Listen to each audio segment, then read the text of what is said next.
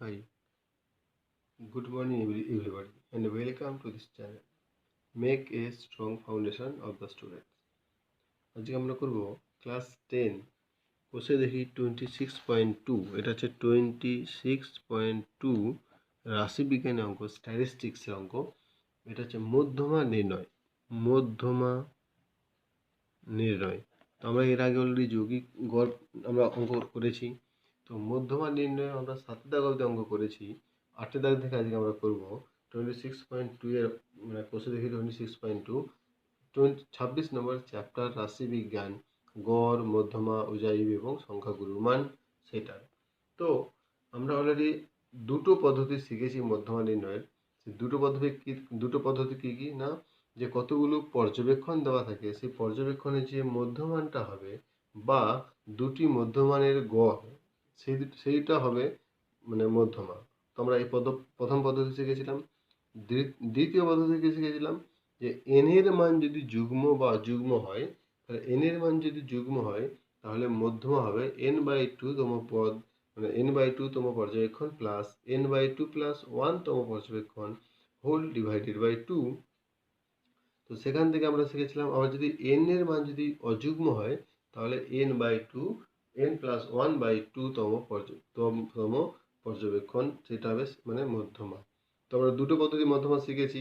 মানে সেটা কি শিখেছি না, একটা যদি সিম্পল যদি কোনো খেলার যদি স্কোর দেওয়া থাকে, মানে ম্যাচে খেলাতে স্কোর হয়েছে, সে স্কোর দেওয়া আছে, তো সেই স্কোর অনুযায়ী আমরা মানে মধ্যমা বের করতে পেরেছি। আবার যদি যে কোনো মানে বিভাজন তালিকা দেওয়া থাকে, সে সিম্পল বিভাজন তালিকা, যে এতদিনে এত টাকা, অমুক দিনে তমুক টাকা, মানে সোমবার মঙ্গলবার বুধবার এইভাবে যে দেওয়া থাকে, মানে এইভাবেও কিন্তু আমরা বের করেছি। কিন্তু আজকে আমরা যে শিখবো এটা একটা নতুন পদ্ধতি। এটা হচ্ছে যদি লিমিট দেওয়া থাকে, মানে শ্রেণী সীমানা দেওয়া থাকে, তো সেই শ্রেণী সীমানা থেকে বিভাজন তালিকা থেকে শ্রেণী সীমানার যে বিভাজন তালিকা, সেই বিভাজন তালিকা থেকে আমরা কিভাবে মধ্যমান বের করব। তাহলে আমরা কিন্তু অলরেডি আগের ভিডিওতে এর যে সূত্র সম্বন্ধে বা এর বেসিক সম্বন্ধে আমরা শিখেছি। তো তোমরা যারা এখনো দেখোনি সেসব ভিডিওগুলো, তোমরা গিয়ে আমার ডেসক্রিপশন বক্সে আমার লিঙ্ক দেওয়া থাকবে, ওই লিঙ্ক থেকে তোমরা ভিডিও পেতে পারো, বা তোমাদের ইউটিউবে সার্চিং বারে গিয়ে make a strong foundation of the students এই লেখাটা লিখবে, তাহলেও কিন্তু তোমরা সেটা পেয়ে যেতে পারবে যে কীভাবে বের করতে হয়। তাহলে আজকে আমরা শুরু করবো আমাদের অঙ্ক। যে তাহলে আমরা আগে কি করবো না, সূত্রটা একটা ছোট করে লিখে নিচ্ছি, যে তাহলে যাতে সূত্রটা তোমরা ভুলে না যাও। এই রকম যে মানে শ্রেণীর সীমা থাকলে সেই শ্রেণীর সীমা থেকে কিভাবে আমাদের মধ্যমা বের করতে হয় না, মধ্যমা ইজুকাল টু, তোমরা আগে পড়েছ, L plus n/2 minus CF divided by F into H. এইটা কিন্তু আমাদের ফর্মুলা। এই ফর্মুলা কিন্তু মাথায় রাখতে হবে। আমরা অলরেডি পড়েছি এল কি না, এল হচ্ছে যে মধ্যমা শ্রেণী হবে তার নিম্নতম মানটা n/2, আমরা n/2 বের করব। CF হচ্ছে যে ক্রমযোগী যে সংখ্যা, মানে ক্রমযৌগিক যে পরিসংখ্যা পাবো, সেই পরিসংখ্যার মানটা বের করব।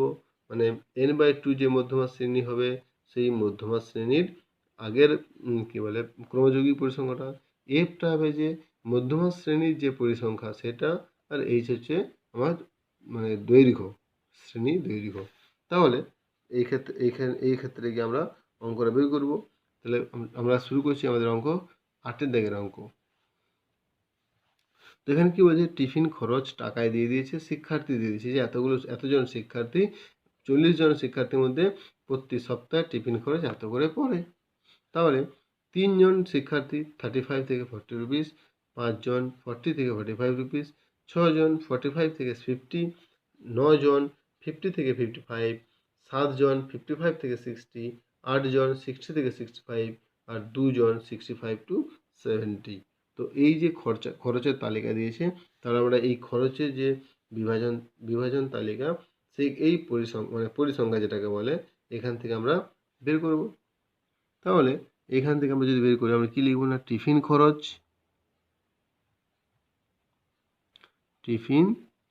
খরচ, এর আছে টাকায়। তারপর কি শিক্ষার্থী সংখ্যা বা শিক্ষার্থী সংখ্যা। তো টিফিন খরচটা কি, যেহেতু এটা কোনো মানে ফিক্স নেই, তার মানে এটা যেহেতু উপর নিচে আছে, তাহলে এটা হবে আমার এক্স আই। শিক্ষার্থী মানে এটা হচ্ছে আমার এফ আই। এইবারে কি বের করব না, ক্রমযৌগিক পরিসংখ্যা। ক্রমযৌগিক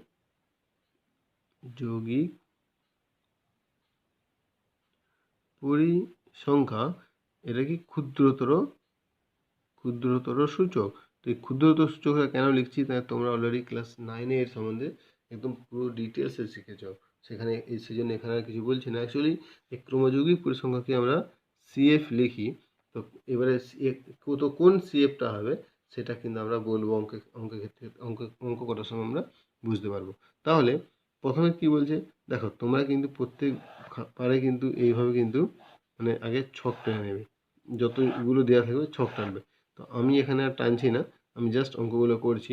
তো টিফিন খরচ 35 থেকে 40 3 জন, 40 থেকে 45 5 জন, 45 থেকে 50 6 জন, 50 থেকে 55 9 জন, 55 থেকে 60 7 জন, 60 থেকে 65 8 জন,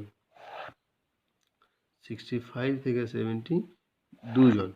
তো আমি হাতে করে টেনেছি, তোমরা কিন্তু পরীক্ষার খাতায় কিন্তু এইভাবে নয়, একদম স্কেল দিয়ে পেন্সিল দিয়ে ভালো করে ছবিটা কিন্তু মানে এরকমভাবে কিন্তু আঁকবে, আগে তালিকাটা তৈরি করবে। তাহলে আমরা আগেই শিখেছি ক্রমযৌগিক পরিসংখ্যা কীভাবে বের করতে হয়। না, আমি যেই শ্রেণীতে গিয়ে ক্রমযৌগিক পরিসংখ্যা বের করব, তার সঙ্গে আগের যে মানে পরিসংখ্যাগুলো আছে সেই আগের পরিসংখ্যাগুলো যোগ হবে। তাহলে এখানে 3 দিয়ে শুরু, এখানে আগে কিছু নেই 0, তার মানে এটা গেল 3। এটা কত 5 আছে, তার কত 3, তাহলে 5 + 3 = 8। আর এখন কত 6, তার একটা 5 আর 3, আমি অলরেডি 5 3 বার বের করেছি, +8 8 6 14। একই হবে 9 + 14 = 23, 7 + 23 = 30, 8 + 30 = 38, 2 + 38 = 40। দেখো এখানে বলেছিল কিন্তু আমাদের অঙ্কের সময় কিন্তু বলেছিল যে 40 জন শিক্ষার্থী। তো এই 40 জন শিক্ষার্থী আমার টোটাল যে পরিসংখ্যা মান পেয়েছি 40। তাহলে এখানে এন এর মান কত 40। তাহলে এন এর মান, অতএব n = 40। আমি কিন্তু এখানে লিখবো না যে অতএব মধ্যমা, মানে এটা আমাদের সীমা দিয়েছে, এখানে অন্য কিছু দেওয়া নেই। আমাকে কিন্তু এখানে L, n/2, CF, F, H এগুলো সব চাই। তার মানে n = 40, অতএব n/2 = 20। তাহলে আমি আগেই বলেছি n/2 যদি 20 হয়, তাহলে আমার মধ্যমা শ্রেণী কোনটা হবে, n/2 এর যে মানে n/2 এর সমান বা তার থেকে একটু বেশি। এখানে দেখো মধ্যমা শ্রেণী হবে n/2 বা n/2 এর একটু বেশি। তাহলে এখানে 20। তাহলে এবার আমি যদি অঙ্কে চলে যাই, 20 মানে কোন ঘরে আছে দেখো, 20 এখানে 14 পর্যন্ত 20 নেই, এটা 23। তাহলে n/2 এর মান 20 নেই, কিন্তু 20 থেকে একটু বেশি 23, তার থেকে বেশি 30, 30 অনেক বেশি, কারণ তার আগে 23 পেয়েছি। তাহলে আমার এইটা হচ্ছে যে আমার মধ্যমা শ্রেণী। না বুঝলে না, তাহলে এইটা আমার পেয়ে গেলাম মধ্যমা। তাহলে আমি এখান থেকে কি পেলাম, মধ্যমা শ্রেণী পেয়ে গেলাম। আমি যদি মধ্যমা শ্রেণী পেয়ে যাই, তাহলে আমি আগেই বলেছি যে আমার মধ্যমা শ্রেণী মেন দরকার ছিল। এবার আমি ধীরে ধীরে এক এক করে বের করবো। তাহলে প্রথম আমার কি চাই, এল। অতএব এটা মধ্যমা শ্রেণী পেয়ে গেছি, অতএব মধ্যমা শ্রেণী হলো এটা। অতএব এল = আমরা কি বলছি, হোয়াট ইজ দ্য এল। এল বলছে মধ্যমা শ্রেণীর যে নিম্নতম মানে পর্যবেক্ষণ। তাহলে মধ্যমা শ্রেণী এল মানে এই ঘরটা আমার এই ঘরটা মেন অঙ্ক, এই ঘরটা অঙ্ক, এর নিম্ন শ্রেণী কত 50। তাহলে এল এর মান হয়ে গেল 50। আমার সূত্র আর কি চাই, সিএফ। আমি সিএফটা কি বলছি, এই ঘরটা কিন্তু সিএফ এর ঘর, এই ঘরটা আমার সিএফ এর ঘর, কিন্তু এই ক্ষেত্রে আমি সিএফ কোনটা নেবো, এই সিএফটা না, কিন্তু এর আগের সিএফটা, বুঝলে না।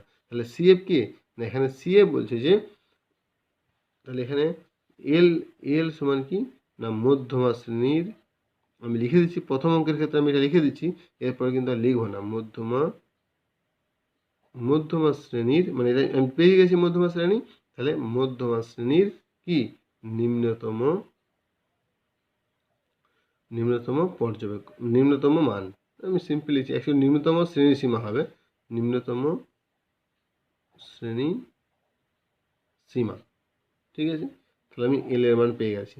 সিএফ কত না, সিএফ এর মান কি ছিল, আমি কি লিখেছিলাম, সিএফ এর মান লিখেছিলাম যে ক্রমযৌগিক পরিসংখ্যা কার মধ্যমা শ্রেণীর ঠিক আগেরটা, এখানে লিখবো মধ্যমা শ্রেণীর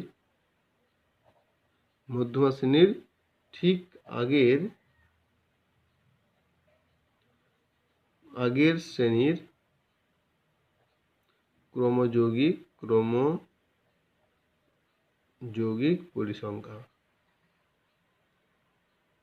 না বুঝলেন না। তাহলে এখানে সিএফ কত, এইটা, তার মানে এর আগের ক্রমযৌগিক পরিসংখ্যা কত হবে এইটা, তাহলে CF is equal two 40। F কি না এফ ইজ ইকুয়াল টু মধ্যমা শ্রেণীর পরিসংখ্যা, মধ্যমা শ্রেণীর পরিসংখ্যা, ঠিক আছে। তাহলে এফ, এটা হচ্ছে আমার এফের ঘর, দেখো 23 মধ্যমা শ্রেণী, তার পরিসংখ্যা হচ্ছে 9, তাহলে F is equal two 9। H is equal two শ্রেণী দৈর্ঘ্য, এটা সিম্পল জিনিস, আমরা আগেও করেছি, শ্রেণী দৈর্ঘ্য। তাহলে শ্রেণী দৈর্ঘ্য কত আছে দেখো, প্রত্যেকটা ক্ষেত্রে দেখো 35 থেকে 40 মানে 5, 40 থেকে 45 5, 45 থেকে 50 5, প্রত্যেক ক্ষেত্রে 5 আছে, তার মানে শ্রেণী দৈর্ঘ্য হবে 5।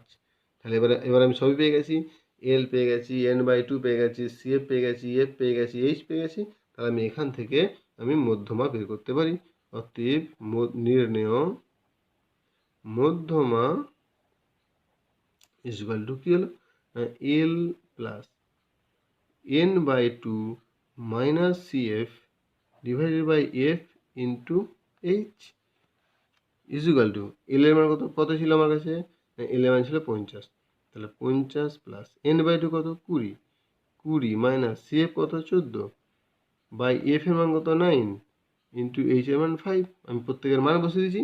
এইবার আমি জাস্ট সিম্পল এটাকে ক্যালকুলেশন করবো, তাহলে কত হবে এটা না, তোমরা ক্যালকুলেশন করবে 50 প্লাস, তাহলে 20 মানে দেখো 20 থেকে 14 বিয়োগ করলে 6, 6/9, 6/9কে আমি তাহলে 6/9 into 5 is equal two 50 plus, এটা কাটাকুটি করবো, 3 দুগুণে 6, 3 3 তাহলে 5 দুগুণে 10/3 ইজ ইকুয়াল টু, তাহলে 10/3 মানে কত 50 প্লাস 3.33 প্রায় ইজ ইকুয়াল টু 53.3 প্রায়। তাহলে অতএব এটাই হলো অ্যান্সার, অতএব মধ্যমা ইজ ইকুয়াল টু 53.3। না বুঝলেন না, অঙ্কগুলো করতে সময় লাগছে ঠিকই, কিন্তু খুবই সহজ অঙ্ক, ভেরি ইজি অঙ্ক, শুধু অঙ্কটা একটু বুঝতে হবে। আর এইভাবে আমি যেমন লিখে দিচ্ছি, এইভাবে যদি কেউ বুঝতে পারো, তাহলে সে জীবনে অঙ্ক ভুল করবে না, বা তারা কখনো অঙ্ক ভুল হবেও না। এরপর চলে যাবো নেক্সট অঙ্ক কোশ্চেন নাম্বার 9। তাহলে কোশ্চেন নাম্বার 9 কিন্তু একদম অ্যাজ ইট ইজ 8 অঙ্ক মতো হচ্ছে, নিচের তথ্য থেকে ছাত্রদের উচ্চতার মধ্যমা নির্ণয় করো। তো একটা ছাত্রদের দিয়ে দিয়েছে উচ্চতা সেন্টিমিটারে, মানে একটা সীমানা দিয়ে দিয়েছে, আর ছাত্রের সংখ্যা দিয়ে দিয়েছে, কি দিয়েছে না 135 থেকে 140 সেন্টিমিটার 6 জন, 140 থেকে 145 10 জন, 145 থেকে 150 19 জন, 150 থেকে 155 22 জন, 155 থেকে 160 20 জন, 160 থেকে 165 16 জন, 165 থেকে 170 7 জন। তাহলে এখানে একটা সীমা ধরে দিয়েছে, একই অঙ্ক আমরা করেছি আগেরটাও, তো এই অঙ্কটাও সেভাবেই আমরা করব। তো অঙ্কটা কিন্তু বুঝতে হবে, আর বুঝতে পারলে কিন্তু এই অঙ্কগুলো কোনো ব্যাপার নয়। তাহলে আমি একই লিখবো না, উচ্চতা, যেহেতু আমার উচ্চতারা ভেরিয়েবল, তাহলে এটা সেন্টিমিটারে আছে উচ্চতা, তাহলে এটা আমার হবে xi, তারপরে হচ্ছে আমার ছাত্র সংখ্যাটা কিন্তু ফিক্স, তাহলে এটা হয়ে গেল fi। এইবারে কি লিখবো না, ক্রমযৌগিক পরিসংখ্যা, তাহলে এইটা হচ্ছে ক্ষুদ্রতর সূচক, না বুঝলে না। তাহলে আমি পেয়ে গেছি এইভাবে। তো এইবারে কিন্তু তোমাদেরকে কিন্তু তোমরা কিন্তু খাতাতে মানে ভালো করে লে করবে। এখানে কী বলছে 135 থেকে 140, 135 থেকে 140 কজন? 6 জন। তারপরে কী বলছে 140 থেকে 145, 140 থেকে 145 10 জন। তারপর বলছে 145 থেকে 150, 150 এটা হচ্ছে 19 জন। তারপর হচ্ছে 150 থেকে 155 22 জন। আর 155 থেকে 160 20 জন। 160 থেকে 165 16 জন। 165 থেকে 170 7 জন। তার মানে আমার অঙ্ক এইটা কিন্তু আমার এই ছকটা দিয়ে দিয়েছে, তো এই ছকটা আমি কিন্তু লিখে নিলাম। এইবার আমি অঙ্কের দিকে যাব। কি অঙ্কের দিকে যাবো না? ক্রমযৌগিক পরিসংখ্যা বের করবো।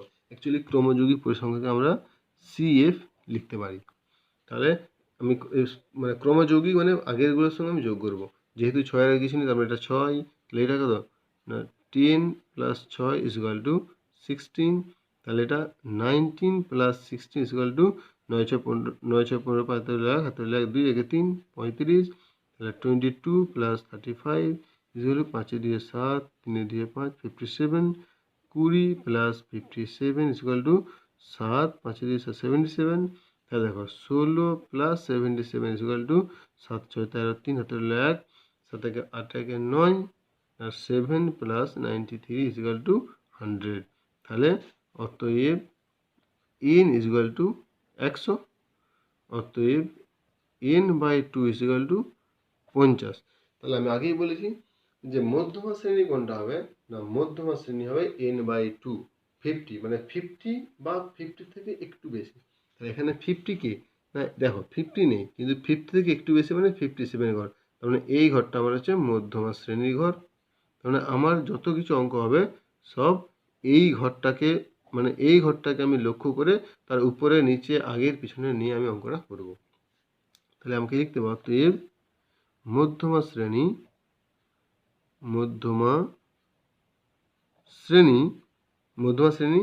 সীমা কোনটা না, মধ্যমা শ্রেণীর সীমা এইটা।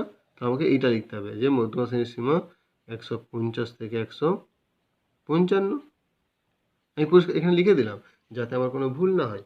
তাহলে অতএব L = 150, কারণ আমরা আগে শিখেছি L এর মান কত না মধ্যমা শ্রেণীর নিম্ন সীমা, মানে নিম্নতম যে সীমা শ্রেণী হবে সেটা। তাহলে এটা সীমা না, অ্যাকচুয়ালি সীমা নয় সীমানা = 150 থেকে 155। তাহলে L এর মান 150 পেয়ে গেলাম। এবার আমার কি চাই না CF।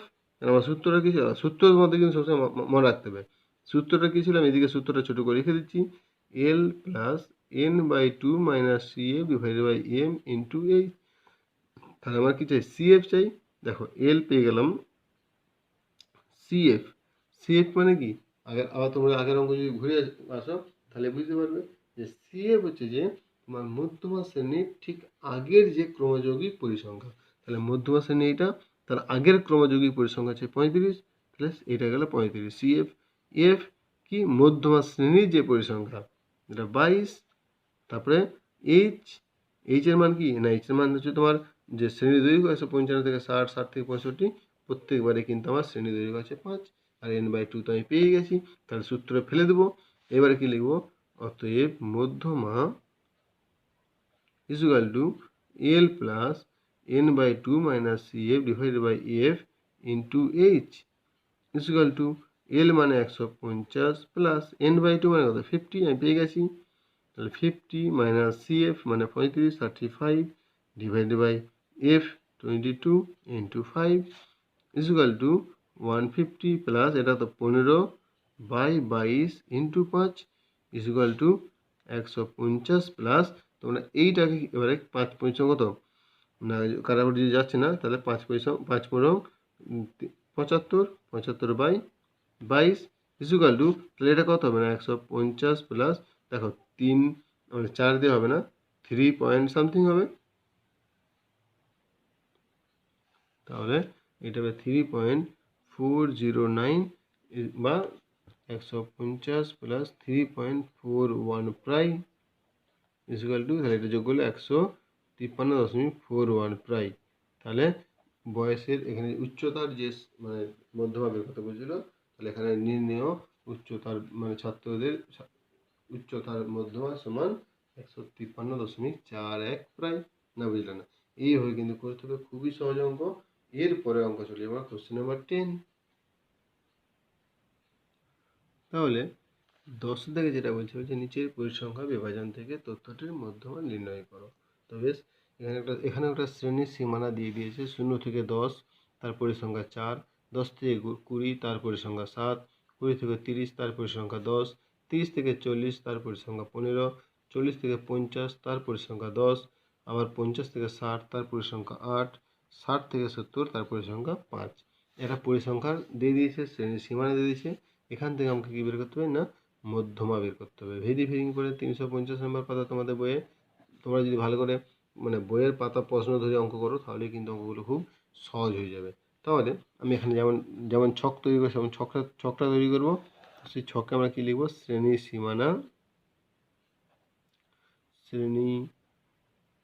সীমানা, তারপরে কি লিখবো না পরিসংখ্যা, আর এটা হবে ক্রমযৌগিক পরিসংখ্যা। তার কোন মানটা আমরা নিচ্ছি না ক্ষুদ্রতর সূচকে, এই মানটা আমরা নিচ্ছি। তাহলে এখান থেকে তোমরা এইভাবে কিন্তু একটা ছক কষে নেবে। আমি জাস্ট হাতে করে আঁকতেছি, তোমরা খাতায় কিন্তু ভালো করে আঁকবে। আমি বারবার করে বলছি, 0 থেকে 10-এর মধ্যে আছে 4টে, 10 থেকে 20 আছে 7, 20 থেকে 30 আছে 10, 30 থেকে 40 আছে 15, 40 থেকে 50 আছে 10, 50 থেকে 60 আছে 8, 60 থেকে 70 আছে 5। তো তোমরা কিন্তু প্রত্যেকবারে কিন্তু ভালো করে মানে এটা আঁকবে। আমি জাস্ট হাতে করে লিখছি বলে তাই হয়ে গেল আমার মানে ছক তৈরি। এইবারে ক্রমযৌগিক পরিসংখ্যা চলে যাব। তো এটা তোমরা জানো, শ্রেণীর সীমানাকে আমরা লিখি xi দিয়ে, পরিসংখ্যাকে আমরা লিখি fi দিয়ে, আর এই ক্রমযৌগিক পরিসংখ্যাকে আমরা কি লিখি cf দিয়ে। তোমরা যেমন আমরা অঙ্ক আগে যাব ঠিক সেই রকমভাবে টার্মগুলোকে ইউজ করবো আর টার্মগুলোকে মুখে বলবো। তো cf লিখলাম। এইবার আমরা কি লিখবো না cf মানে এটা কি না নিচের যে পরিসংখ্যা তার আগের পরিসংখ্যাগুলোর সঙ্গে যোগ হয়ে যাবে।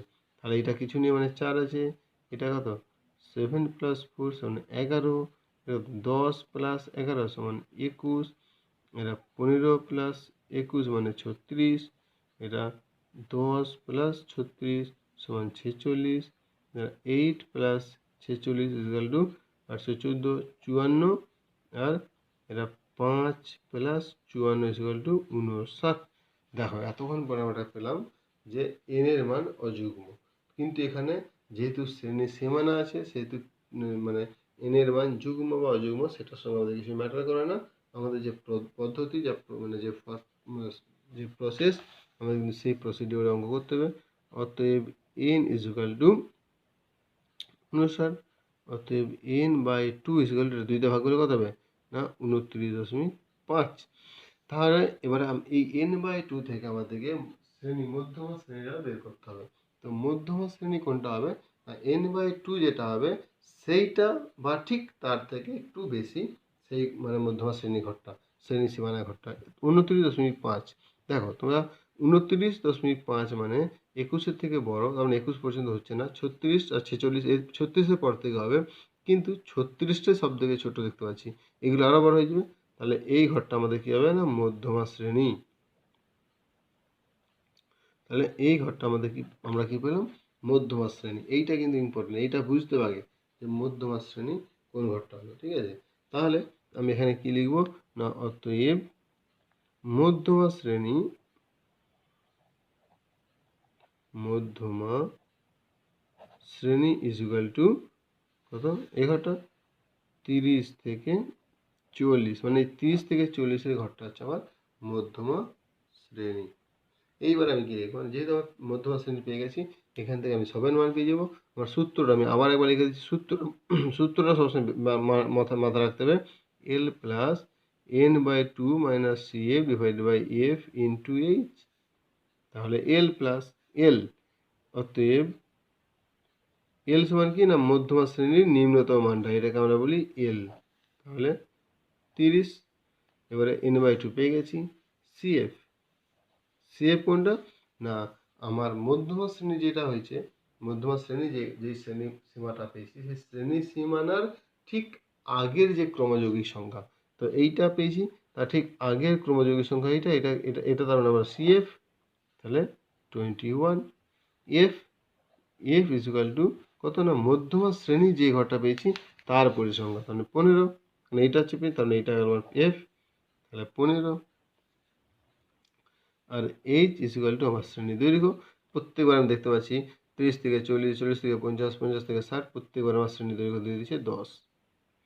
ঠিক আছে, এইবার করো অতএব মধ্যমা, আমি সিম্পল এবার সূত্রে ফেলে দেবো, is equal to L plus n/2 minus CF divided by F into H is equal to L এর মান কত পেয়েছি 30, 30 প্লাস n/2 কত, n/2 29.5, 29.5 minus CF 21 divided by F মানে 15 ইন্টু এইচ মানে 10। তাহলে 30 plus 29.5 minus 21 divided by 15 into 10। তাহলে এটাকে হবে 30 প্লাস এটা বিয়োগ করলে কত হবে না 8.5 ডিভাইডেড বাই 15 ইন্টু 10। দেখো এখানে কাটাকুটি যাচ্ছে আমার 5 2 10, 5 3 15, এটা কাটা যাচ্ছে না বলে আমি কাটছি না। ইজ ইকুয়াল টু 30 প্লাস তাহলে এটা কত হলো 2 দিয়ে গুণ করলে 17, 17/3, না বুঝলে না কেন 8.5, 5 দুগুণ 10 হলো 1 আর 2 গুণ 16 17। তাহলে ইজ ইকুয়াল টু 30 প্লাস 3 5 15 16 17, 3 6 18 19 20, আবার 3 6 18, 6 এর পৌনঃপুনিক ইজ ইকুয়াল টু 30 প্লাস 5.67 প্রায় ইজ ইকুয়াল টু 35.67 প্রায়, না বুঝলে না 67 35.67 প্রায়। তো আমার তাহলে আমার এই যে শ্রেণীর সীমাটা দিয়েছিলাম সেই শ্রেণীর সীমানা থেকে আমি কিন্তু আমার যেটা দরকার যে মধ্যমা বের করা, আমরা কিন্তু মধ্যমাটা বের করে ফেলেছি। আমার এখানে নির্ণয় মধ্যমা ইজ ইকুয়াল টু 35.67। তো এইরকম অঙ্কগুলো কিন্তু খুব ইম্পর্টেন্ট। এর পরের অঙ্ক আমরা নেক্সট ভিডিওতে আসবো। এর পরের অঙ্ক কি বলছে শ্রেণী সীমা দিয়েছে, সেই শ্রেণী সীমাতে আগে তোমরা যৌগিক গড় বের করেছো, যৌগিক গড়েও কিন্তু এরকম ছিল যে 1 থেকে 5, তারপরে 6 থেকে 10, মানে 5-এর পরে 6টা, মানে আমরা এখানে কি দেখতে পাচ্ছি দেখো, আমি এখানে কি দেখতে পাচ্ছি 30 থেকে 40, এখানে 40 উচ্চ সীমা, ঠিক পরের লাইনে কিন্তু 40টা নিম্ন সীমা। কিন্তু যৌগিক গড়েও আমরা পেয়েছি এরকম অঙ্ক যে এখানে 40 উচ্চ সীমা, তারপর নিম্ন সীমাটা 41 শুরু করেছে, 41 শুরু করেছে, তাহলে 40 থেকে যে 41 এই সীমাটা কোথায় গেল, তো এইটা কিন্তু আমাদেরকে বের করতে হয়েছিল। ঠিক এই ক্ষেত্রেও কিন্তু আমরা এটাকে বের করব। এর পরের অঙ্ক যেরকম আমরা কোশ্চেন নাম্বার 10 থেকে 11 থেকে, মানে 11-এর অঙ্ক কিন্তু এইরকমই আমাকে সীমা থেকে সীমানা বের করতে হবে। সীমা দিয়ে দিয়েছে, শ্রেণীর সীমা দিবে, সীমানা দেয়নি। তো সীমা থেকে আমাদেরকে সীমানা বের করতে হবে, সেই সীমানা থেকে আমি এবারে মধ্যমা বের করব। তাহলে okay, thank you very much for watching this video. যারা এই অঙ্কগুলো বুঝতে পারছো না তাহলে তাদের চ্যানেলটাকে সাবস্ক্রাইব করার কোনো দরকার নেই, ভালো করে দেখো, ভালো করে বোঝো। যারা বুঝতে পারছো তারা কিন্তু অবশ্যই চ্যানেলটিকে সাবস্ক্রাইব করবে। Thank you very much, have a nice day.